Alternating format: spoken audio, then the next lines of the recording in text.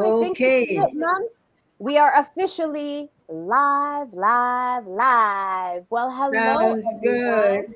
Hello, hello. I am super hyped to have you watching. You might be watching a replay, you might be watching us live, but today is another day in my lovely philosophical podcast, People in My Hood. But today is special because it is Christmas Eve, and I wanted to bring a special guest, so I have brought Mommy Lindo with me. Say hi, Mama. Hello. I've been waiting for you. Oh my goodness, it is very, very, very exciting to have you with me, Mommy. I'm not gonna. I before I start. I have to. You always have to start well. And so I wanted to welcome everybody to this philosophical podcast, People in the Hood. And I also wanted to let folks know that I am hosting this conversation on land from my home in Kitchener. This land has been held down, cared for, loved, and stewarded by the Haudenosaunee, the Anishinaabe, and the Neutral people. I have been taught that when you do a land acknowledgement, the easy peasy part is Googling to figure out what land you are on. The hard part and the work that actually has to go into it is making a real connection between the reality that you're having a conversation on stolen land and the conversation that you're about to have, whatever the topic is that you're going to be talking about. And so today, on Christmas Eve, for those that celebrate, as Mama and I do, today we are having a conversation about what happens when you create a community that holds older adults and elders with love, care, and compassion. And to me, there is a very, very, very direct connection to Indigenous community members who hold the older adults, the elders in their communities up and respect them, surround them with love, care, recognize the knowledge and wisdom that they bring to the everyday experiences that folks have. And so hold on. It is Christmas Eve, and my 6 year old. Okay, I love you too, Bubba. My 6 year old is like losing his mind. So, oh no, no, no, just a wave. Okay, there's a wave. There we go. Close the door, buddy. Close the door. Thank you, baby. Yes, that is what's happening to little children the day before the big day. Woo! Okay, so that was Jaden, and he says hello, and he hopes that everybody has a good day. Just in case you're wondering where he's at. Now, back to my land acknowledgement. We treat elders with respect, care, and communities within Indigenous communities. That is how we are meant to treat those that hold the wisdom and knowledge of the past with them. In our communities, non-Indigenous communities, that doesn't necessarily happen. And when we think about things like the pandemic, the ways in which it was allowed to just ravish long-term care homes, we realized that we had a whole social fabric that did not treat elders with love, care, and compassion. But, but, my friends, when I host this podcast, part of what I try to do is speak into being the world that we actually want. And that's why I asked Mummy to join me. And for those that are, I'm Jamaican, or my parents are Jamaican. I'm Canadian, but my parents are Jamaican. And I will not be able to call Mummy anything but Mummy. So, everybody, this is Mommy Lindo. Say hi, Mama. Hello. I've been waiting for you. You've been Hey. so, Yeah, I've been so waiting. I know at one point, I just want everyone, we're going to stick a pin. There's going to be a lot of things that we're going to do. We're going to stick a pin in what we were just talking about because I need to point something out. I wore my leopard print today specifically because I was going to be speaking to Mommy, and Mommy rushed out to get her leopard print because this is how my family rolls. I Here see it Lisa. is. There it is. Woo. Lisa is out there watching as well. She just put a comment into the chat, Mummy, and she says, "Yay, Mama Power!" And I guarantee Lisa is running around trying to find her leopard print To too. get So her that is leopard how skin. we very fancy in the Lindo household. In case you wondering, we Yeah. fancy. So I wanted to start off and give folks just like background about mommy. Mommy is my mommy. That's what you get. I'm going to talk. The reason I wanted to speak to mommy is because um, of there. I have never seen somebody. You've got lots of people in your life, but I've never seen somebody who um, recognizes the importance of caring for themselves, for their mind, body, and spirit, in the way that mummy does. And so, what I wanted to do was to start off as usual with this podcast. I always ask my guest um, to talk to me about something that they feel passionate about, something that they really, really think is important. And the the reason I asked moms to come on was because mummy, at the tender age of 36, was it, mummy? Was it 36 when you enrolled into York University? Triple that. Triple Double that. double that. So I'm Way past. gonna listen, folks. I want to make sure I have something nice under my Christmas tree. So from me to you, mummy was 36 years old. So can you talk to me, mummy, about your journey to York University? I'm just going to hand it over to you. Yeah, sure. Okay, so I believe in learning, continuous learning. We have to. Okay, that's the only way us oldies can stay alive, as it were, and be able to communicate with you young guys. Okay, so I went to York, and York has a beautiful program. You go into as a mature student, you get in there, and there is a bridging program that allows you you register and you do this course, and it's very interesting. So that allows you to get in, to be invited to join York U. Now, when you get in there as a mature student, talk about being held comfortably. Really, really, you are acknowledged as a mature student, and Mm-hmm. you're treated beautifully, because as an older person, treat me well. Yeah. Don't talk at me, talk to me, Yes. because I'm still alive. There's a lot still left in there. It mightn't look as if there is a lot, but it's full of different challenges, different things that we have been through in life. And so, getting back to York, please, anybody who is listening, get in touch. Just Google. Google does everything. Google York U, Google Mm-hmm. mature students at York U, and you will not be sorry. I got in at 79. I did gender and 36. women's studies. My sister is 84, and she's doing religious knowledge. So, hey, let's see how many people will go into York, register, get on that mature student plan, and do something for yourself. In 4 years, you will be a BA, and I don't want to hear anybody saying you'll be a big ass. Hey, Okay, what? What you just will happened? not.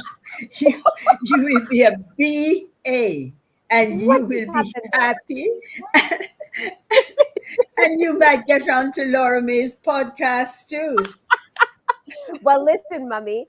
For shout out to Auntie H's for doing this program at York as well. And you know what, Auntie H's, if you're out there listening, maybe you'll be one of my guests on my philosophical podcast. Oh, Um, she'd love that. we would love it. She'd love So that. one of the things that I think is so important, that we had sort of spoken about this before we came into, like, before we went live, but before before the house prorogued, so at Queen's Park, at one point the government decided we're going to start from scratch. But before they had done that, um, I know Lisa's in the chat saying salty language. I don't know where it came from. I was shocked. I was shocked, I tell you. Before the House prorogued, I had tabled a private member's bill calling for Ontario to implement a seniors advocate in the province. And the idea was um, to provide an independent person whose job would be outside of government to just make sure that older adults had what they needed wherever they were. Now, at the time that we tabled it, the pandemic was running rampant through long-term care homes, and the government was struggling to try and make sure that older adults in long-term care were safe.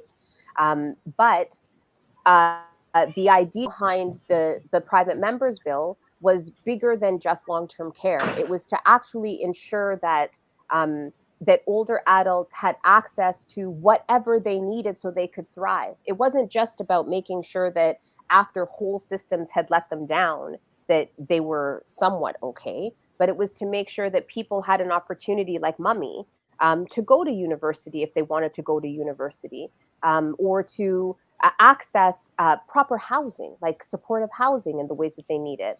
And one of the things that Mummy had spoken to me about was the importance of keeping your mind nimble, right?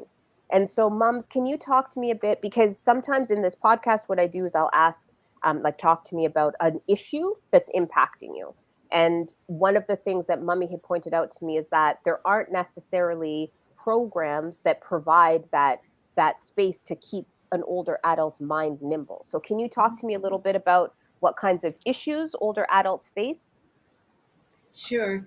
Uh, I think many older adults, we are not sure of ourselves sometimes. We sort of think, okay, people are going to look down on us and whatever. But here is what I feel. You have to be sure of yourself. We are old, okay, we are old, but we have challenges. But also there are lots of things that we have had in our life that we can teach younger people.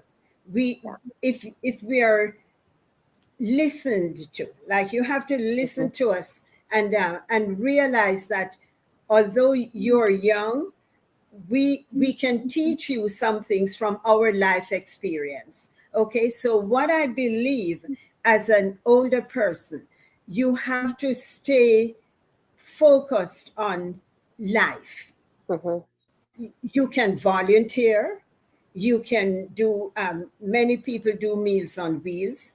Mm-hmm. There are community centers that are available many places, many of our areas. You have a community center.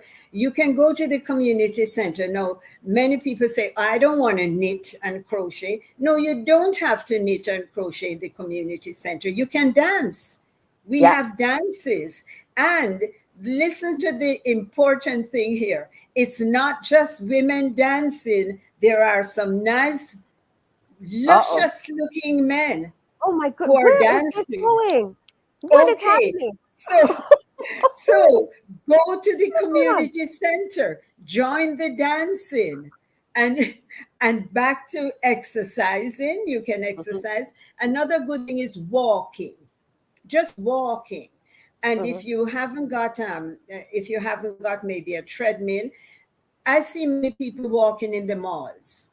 So you can Mm-hmm. go to the mall, you can walk, and then afterwards you can have a coffee or whatever, to and have friendship. You bring Mm-hmm. your friends, you walk and you stay healthy.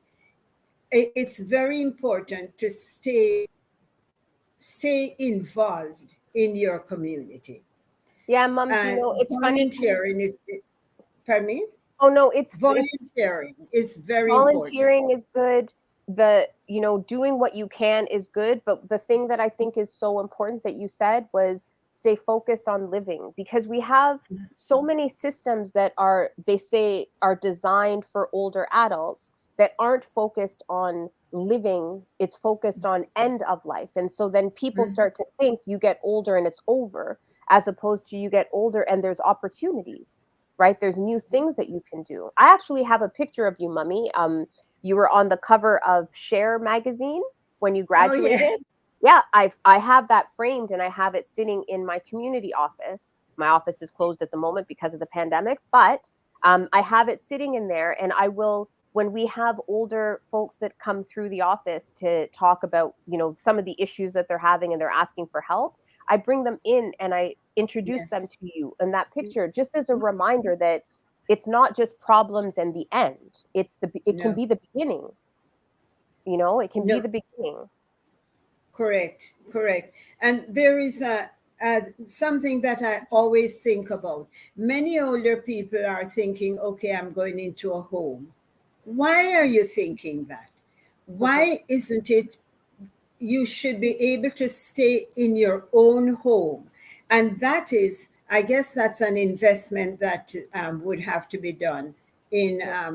in older, just taking care of older people without thinking that at a certain age you're going to get more beds so that there are more beds available in long-term care homes.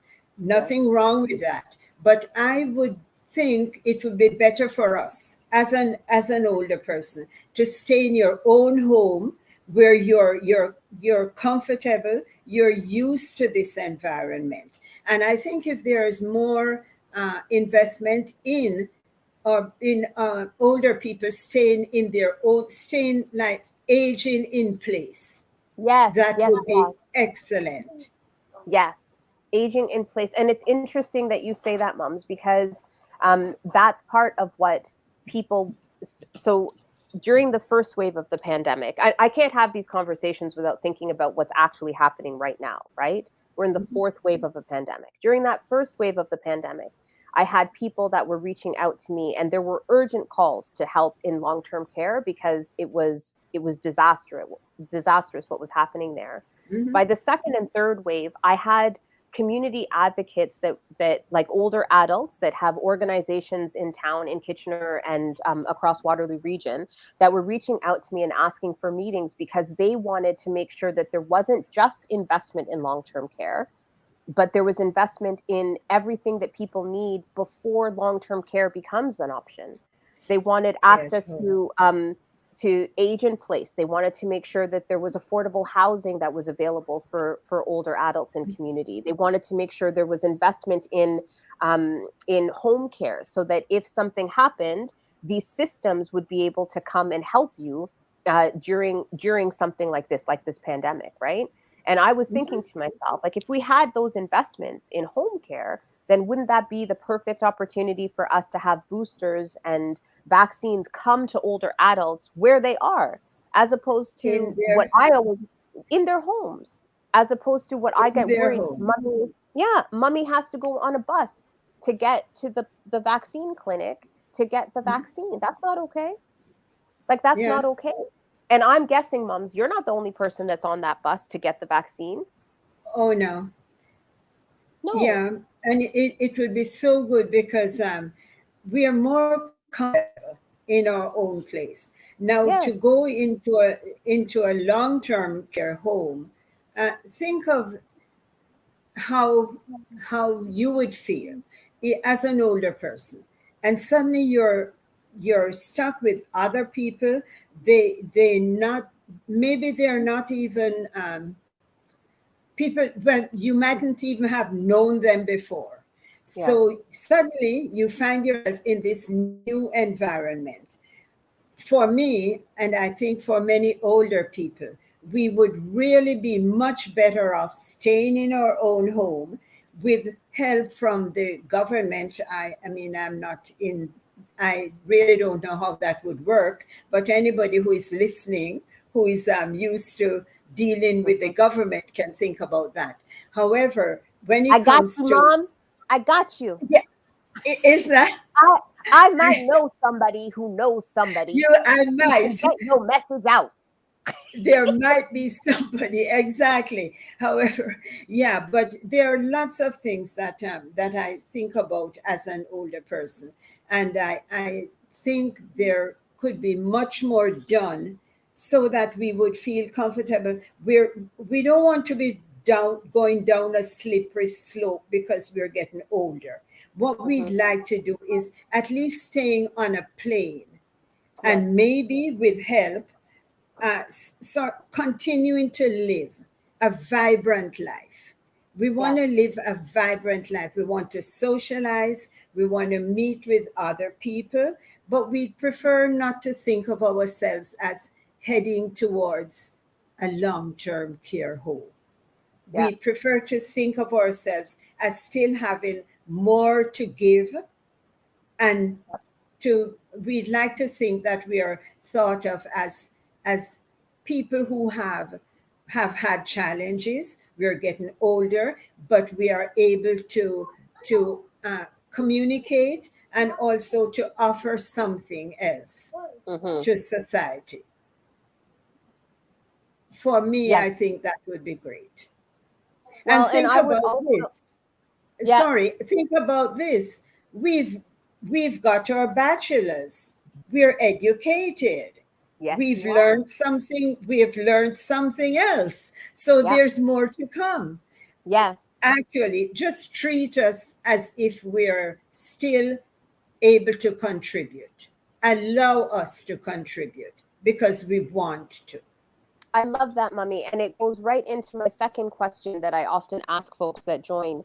Um, what does leadership then in this area look like? So you started to speak a little bit about what government can do and what folks can do. So can you just talk just a little bit more about what would that leadership look like? What kinds of investments are we talking about?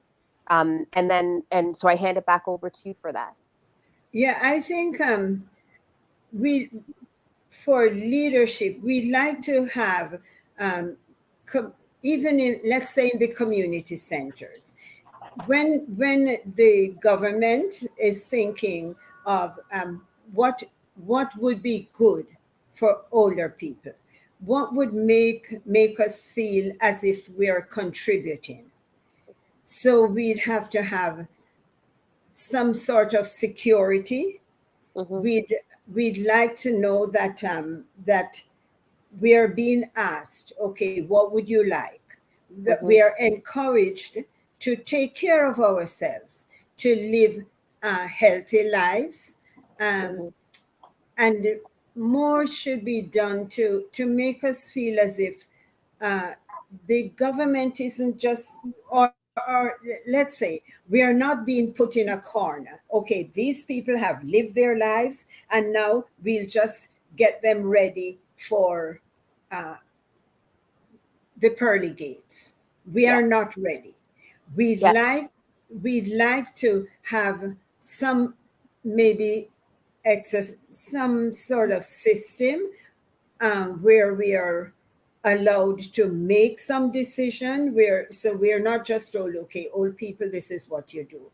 Each person might be of a different culture, and so we have different needs. So Hmm. allow us to suggest, or allow us to be still able to enjoy these cultural activities that we have, and be vibrant Yeah. in any way. So whatever the planning is, understand that we can have suggestions, Yeah. not just have a list of things that, okay, this is what you're going to do. Allow us to suggest what we are comfortable with. And Yes. that, I think that would go a long way, because I don't want anybody to tell me what I should be doing at this age. I Hmm. want to be able to say, okay, I suggest that I would like to do this. And Hmm. so there must be somebody in leadership who would say, okay, these people would like, as older people, they're still alive, they're still vibrant, they Hmm. want to contribute. Allow us to contribute. I love that, Mummy. And so some folks don't might not know, many might know, but um, with city councils, for instance, they will sometimes have some committees, external committees that are made up of older adults in community that do some of that, that will actually give them some advice on programs that people might like or issues that are happening in community. I know locally for us, the committee for the city of Kitchener and I think it was the city of yeah, I think it was the city of Kitchener in particular, had a report on affordable housing, alternative housing options for older adults in community. So then you're doing things where your expertise, your lived experience, all of the ways that you've problem shooted and troubleshooted and all of this kind of stuff to get to where you are now are taken seriously and put to people that can make decisions about, what these investments look like. Mhm, Part mhm. of my seniors advocate piece of legislation, and it passed through the House with all party support. Everybody supported it, but the government didn't opt to pull it out of the pool of legislation to put it through committee. But part of that legislation included having a committee of folks, like an advisory committee to the seniors advocate. So that would be made up of older adults, of their family members, of people that care for older adults, and in a variety of spaces, not just at the end of life, but so that they can be vibrant, are all providing feedback to this advocate. And the advocate is also providing solutions and options and opportunities to the government. It wasn't about like pointing a finger at government and saying you're not doing this, you're not doing this, but it was about actually trying to solve problems. And clearly, when you think about the pandemic, we have a lot of problems that we must start to solve, right? And so I'm going to ask you my last question before I let folks go. But my last question to you, because I believe so strongly in speaking what we want into being, that our words have power and our imagination and our visions have power. So imagine that the leadership was in place, that these problems were solved. What would it look like then for older adults in Ontario? What is it that you can imagine and bring into being? Okay, so I think more investment in allowing us to stay in our own homes. And if that's not possible, because maybe it isn't, then culturally appropriate places for us to go. So if we're going into a long-term care home, make it be as convenient as culturally appropriate. So let's say the foods that we are used to, maybe our friends or relatives would be allowed to bring that in, because of course eventually we might end up in that situation. So just allow yourself to think about what you would like, since what you would like as you get older, because if you're in charge, if you're going to be the leader or the person who is going to decide, okay, what's going to happen to these senior citizens, okay? But mainly, I think what I would like to say here as we end is that we must continue to learn as older people. Yeah. So we have to, and we have to exercise, not only to be healthy, but keep our brains active too. So if as people think about, okay, what we're going to do with all these old folks, okay, we should also think ourselves that we are going to continue learning. And I'm just going to say, one of the things at York that I recognize, and that I think people should recognize, as I hope many people are going to Google York University, you can do languages. Just imagine, you can do languages. So that means that you're not only just saying, okay, this is all I know. How many people would like to learn another language? You know, so continuous learning, that's what I think. And as we are older, this might seem trite, but please hold on to your banisters. Don't fall, because when you fall, that could be it for you. So hold on to your banisters. And sorry, Mom, before you move from there, because there were some real discussions about government providing funding to older folks that have their own homes or whatever, to retrofit. So there are a lot of houses that, I mean, we had stairs that didn't have banisters, right? Excellent. But then as you get older, you need to have these accommodations in place to ensure that you're okay. And so again, people always have this image that what that accommodation looks like is, all sorts of different things that would indicate that you weren't thriving, as opposed to safety precautions, like proactive things that would just allow you to be safer in your own home. Yeah, I think so. I think people maybe think you just put us old folks in a big auditorium. Take us out for lunch when lunch is ready and we eat Mhm. what's there. No, it's not like that. We No. can stay in our own homes, we can Yeah. age in place. We definitely can. I love that. I love that. I love that. So listen, mommy, thank you so much for spending Christmas Eve with me. Oh, Yeah. special And yeah, can I just say podcast. our old Yeah, Jamaican thing here? Okay, bring it. so okay, it's going to be in Jamaican, and then I will translate. I told you about I languages. love it. We, Bring it. okay, so here it is. It's Jamaican first, and then it's the English that most of you will know. Okay, so old people, we all, but we no cool. That means we are old, but we are not cold. So make sure that you understand. We old, but we no cold. Listen, folks, this has been MPP Lindo, MPP for Kitchener Center. It is my pleasure and honor and so much gratitude for you, Mummy, to have you join me today on Christmas Eve of all the days to talk about what we can do to ensure, I'm going to use your language, Mummy, to ensure that older adults in the province are vibrant, that they can remain vibrant. I love that. I Yes. love that. I love that. And so, folks, I know on a more serious note that it is a difficult, challenging holiday season this year. I know that people are worried as we navigate the fourth wave of this pandemic. But I also know that if we lead with love, if we speak to each other, if we hold each other with care, compassion, um, make sure that folks are treated with dignity and respect, if we center the most vulnerable in our conversations and in our solutions to navigate this pandemic, that we will be okay. I truly, truly, truly believe that. So I'm sending you and yours lots of love and care and compassion, saying another big shout out to Mama Lindo for coming and joining me again. I love you so much, Mummy. I wish I could see Thank you you. and give you a big hug, but listen, I give you a big hug this way. Can you have a hot dog? Jaden wants a hot dog. The answer is yes, because it's what he gets. Get in there. Okay. See you later. Goodbye, everyone. Oh, and Bye. Jaden says he hopes you Bye. have a good day. Goodbye, everyone. You too. Goodbye. Bye. Merry Bye. Christmas to those celebrating.